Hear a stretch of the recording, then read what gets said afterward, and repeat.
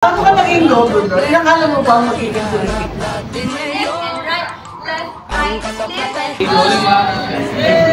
Nandito na ang isang produkto ng KB ng Kabataang Barangay, dating SK, naging governor.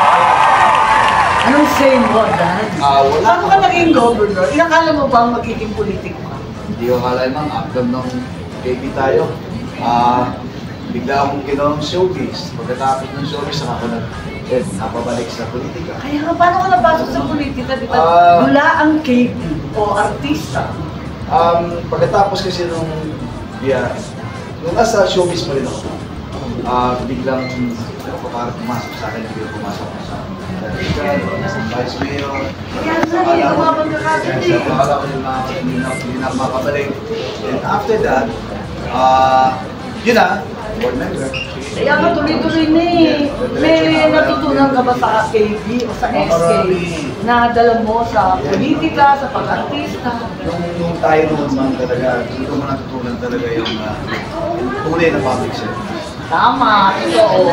Ang hirap nga, no? Wala tayong ka-budget ngayon, 10%. Wala kang pera-pera, wala. Gumagawa kami ng sarili naming paparty, ha?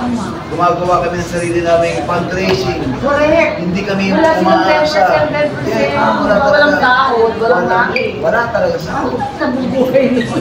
Ngayon, ma'am, ang SK ngayon, 10% ng budget ng isa. Kaya mga SK, alalahanin nyo, napakaswerte nyo, gamitin nyo sa tama. Talaga. Kaya masuswerte sila.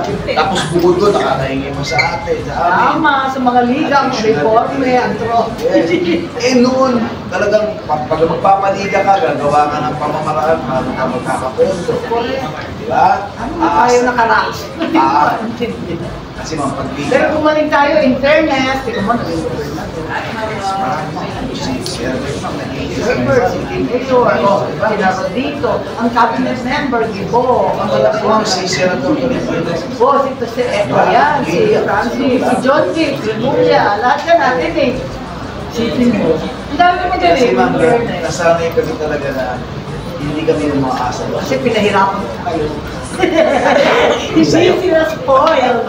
Laki ni Lucana. Walang damo. Sa'yo, ha? Talagang super. So may eleksyon ka naman.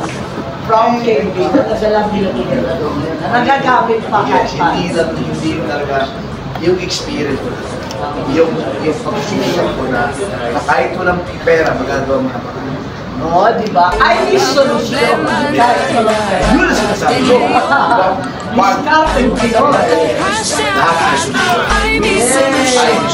Yay! Maraming salamat! Dr. Dan! Produkto.